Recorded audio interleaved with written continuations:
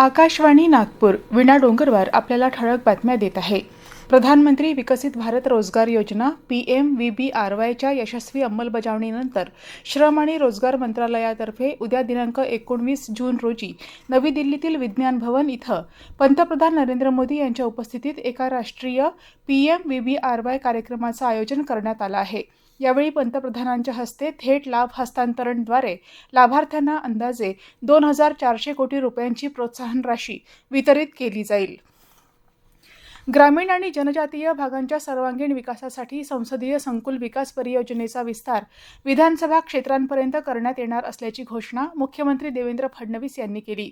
वर्षा निवासस्थानी झालेल्या आढावा बैठकीत त्यांनी प्रत्येक विधानसभा क्षेत्रातील 10 ते 20 गावांचा समूह तयार करून शेती, सिंचन, कौशल्य विकास, रोजगार निर्मिती आणि प्रधानमंत्री सूर्यघर योजनेसह विविध योजनांचा लाभ प्रत्येक कुटुंबापर्यंत पोहोचवण्याचे निर्देश दिले.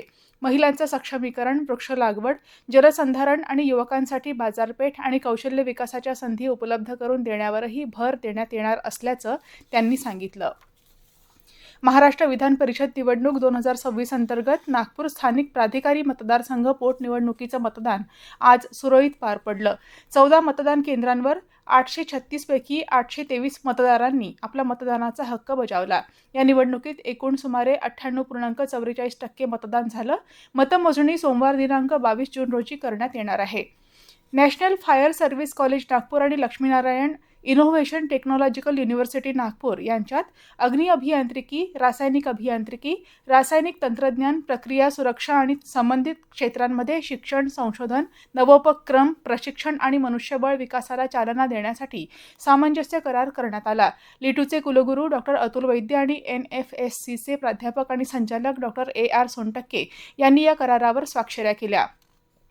विदर्भातील उष्णतेची लाट गेल्या 4-5 दिवसांपासून काहीशी ओसरली असून अधेमध्ये होणाऱ्या ढगाळ वातावरणामुळे आणि क्वचित बरसणाऱ्या मृगाच्या सरींमुळे तापमानाचा पारा घसरला आहे. आज विदर्भात ब्रह्मपुरी इथं 42.3 अंश सेल्सिअस इतकं सर्वाधिक कमाल तापमान नोंदवण्यात आलं.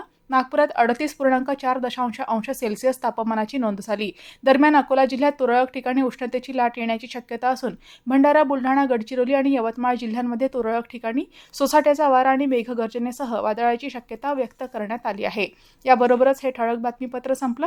यापुढील ठळक बातमीपत्र उद्या सकाळी 10:58 विविध भारतीवर ऐकू शकाल. नमस्कार.